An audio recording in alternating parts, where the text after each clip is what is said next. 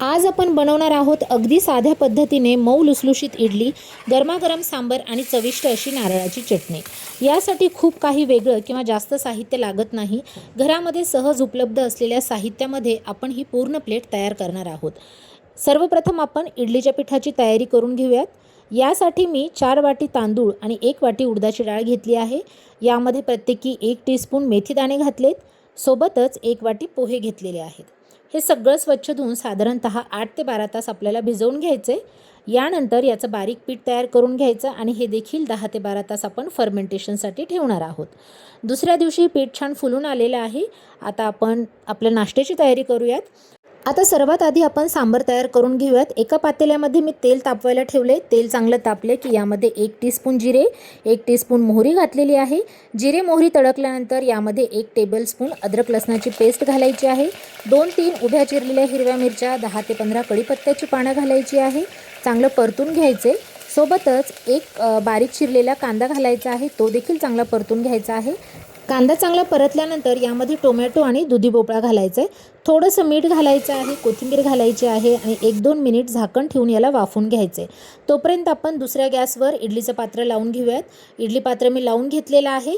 भाजी बघा छान वाफून झाली आहे। आता यामध्ये आपण काही ड्राय मसाले घालणार आहोत। यामध्ये मी हळद, धनेपूड आणि लाल तिखट घातलेलं आहे। छान परतून घ्यायचं आहे आणि आता यामध्ये मी मऊ आणि व्यवस्थित शिजवलेली तुरीची डाळ घातली आहे। सांबर आपल्याला जसं आवडतं त्याप्रमाणे त्याची कन्सिस्टन्सी ठेवायची आहे। तुम्हाला घट्ट सांबर आवडत असेल तर थोडं घट्ट आणि पातळ आवडत असेल तर त्यामध्ये थोडं पाणी वाढवून कन्सिस्टन्सी ॲडजस्ट करू शकता। आता यानंतर यामध्ये भिजून ठेवलेला चिंचेचा कोळ घालायचा आहे, थोडासा गूळ घालायचा आहे, चवीप्रमाणे मीठ घातलेलं आहे।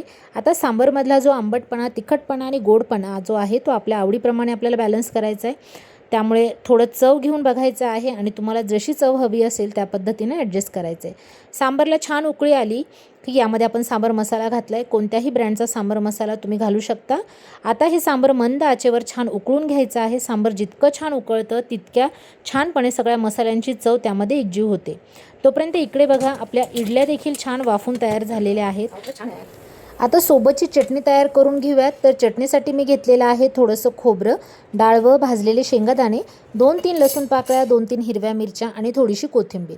हे सगळं मिक्सरमध्ये घेतलेलं आहे। चवीप्रमाणे त्यात मीठ घातले, थोडीशी साखर घातलेली आहे, 1 चमचा जिरे घातलेले आहेत आणि पाणी घालून आपण ही चटणी चांगली बारीक करून घेतली आहे।